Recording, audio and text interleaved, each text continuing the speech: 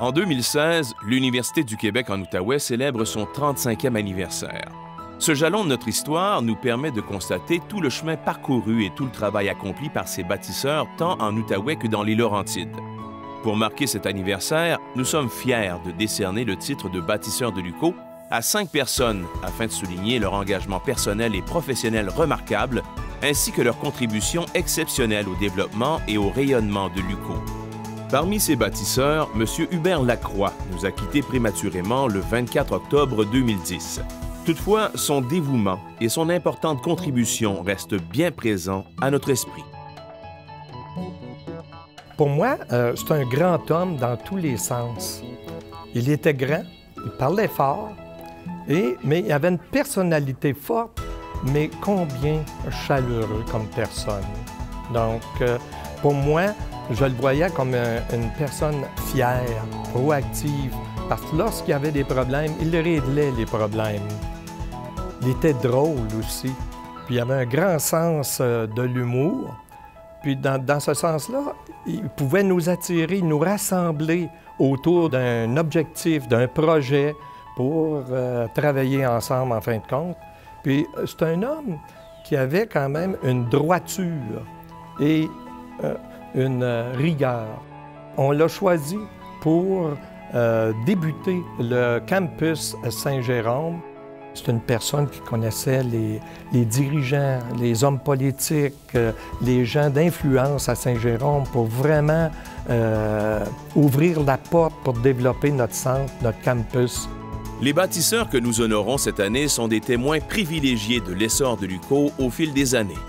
Nous avons grandi ensemble aussi. Hein? Plusieurs d'entre nous sommes arrivés jeunes et avons grandi dans cette institution. Alors, c'était très accueillant. Moi, j'étais un peu stressée parce que je voyais tant d'étudiants faire la queue, mais en même temps, là, c'était, comment dire, c'était fébrile, c'était plaisant, c'était hospitalier. L'ambiance, c'était vraiment une ambiance familiale. On s'entraidait. On était juste une trentaine, donc c'est évident qu'on se connaissait très bien. Même que tous les vendredis, là, on mangeait ensemble, profs, cadres, employés, on se commandait de la pizza, on s'installait, on jasait, puis non, c'était très unis, très les coudes, on était tissés serrés. Puis on s'entraidait. Quand un service débordait, c'était pas moi, c'est pas ma tâche, j'aide pas, c'était oui, on laisse nos choses, puis on va aider. Exemple, au bureau du registraire, s'il y avait un gros envoi à faire ou peu importe, bon, on laissait nos trucs, on allait donner un coup de main, puis les gens étaient unis, puis c'est comme une famille. La mentalité, l'ambiance de l'époque, c'était quasiment une mentalité d'entrepreneurship. D'abord, c'était petit, c'était le CEOC, le Centre d'études universitaires de l'Ouest québécois. C'était petit, presque tout le monde se connaissait, que ce soit des profs ou du personnel administratif, de l'administration. C'était une petite communauté. Petite communauté qui manifestait beaucoup de dynamisme, beaucoup d'engagement. Tout ce monde-là, déjà, voyait le CEOC comme étant une université à part entière et voulait en faire une université à part entière, ce qui est devenu le cas en 1981. Quand je suis arrivé en l'an 2000, quand même, Hubert Lacroix m'a accueilli comme chargé de cours pour connaître un peu le fonctionnement de l'université. Et ce qui m'a impressionné, ça a été le dévouement du personnel et les personnes qui étaient dédiées à leur travail. Ça m'a vraiment impressionné.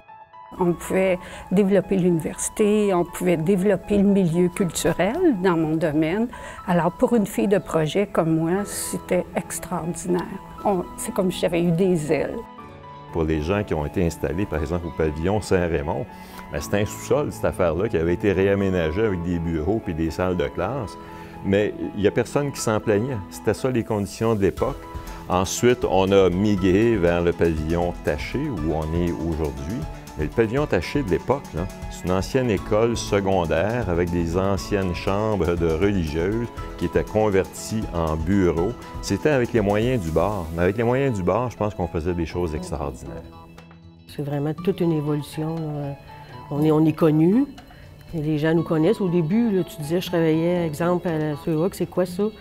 Mais depuis que c'est l'UQAM, tout ça, écoute, c'est super, l'évolution.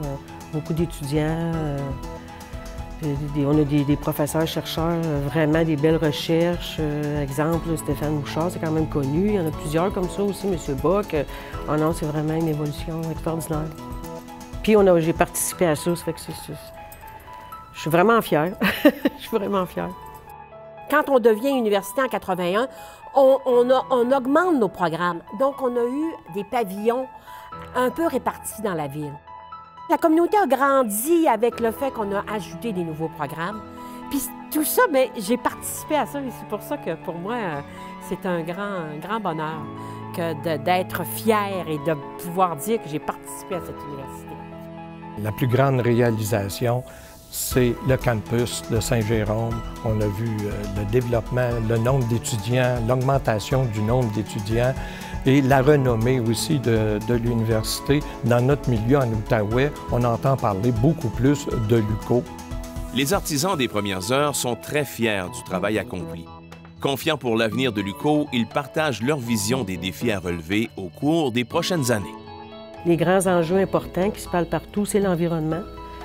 Les gens ont quand même une certaine inquiétude face à ça, l'environnement, la santé. Fait que moi, je pense qu'on devrait s'en aller vers plus peut-être de programmes là-dedans, dans l'environnement, dans la santé, puis peut-être avoir plus de doctorats aussi. L'Université du Québec en Outaouais, avec sa contribution au niveau des chaires de recherche.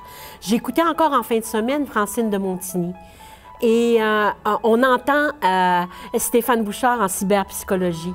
On entend des gens en technologie langagière.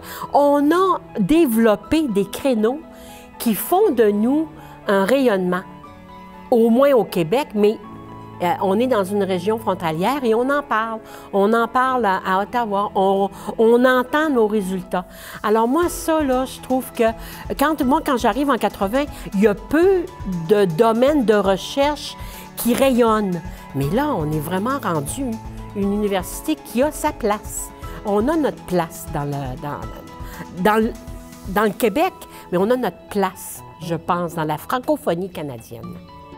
Je trouve qu'on ne vit plus dans une société, on vit dans une économie et la gestion est faite avec des colonnes de chiffres. Ça balance pas, on est dans le rouge.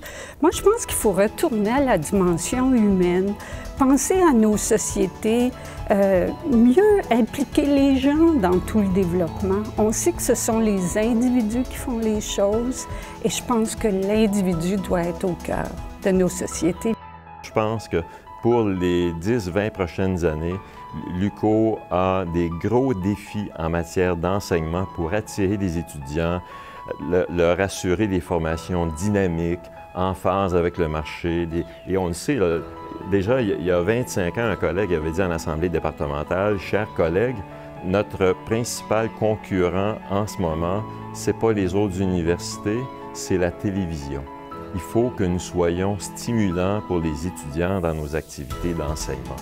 Et je pense que c'est tout à fait d'actualité en raison de la multiplicité des médias qui sont disponibles pour des fins de perfectionnement, de formation de base, de formation spécialisée.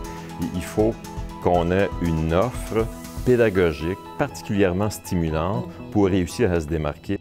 J'invite les administrateurs, les recteurs, vice-recteurs, tout le monde à continuer à se battre pour demander les montants qui sont dus, parce que c'est ça la société de demain. L'éducation, c'est le futur, c'est la liberté, c'est la créativité, c'est le pouvoir d'action, de décision, de gestion et de réalisation.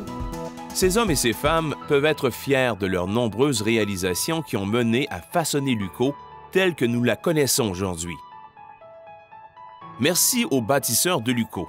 Il en tient à nous maintenant de poursuivre l'ouvrage grandiose mis en chantier par ses précurseurs et d'amener l'UQO à atteindre de nouveaux horizons.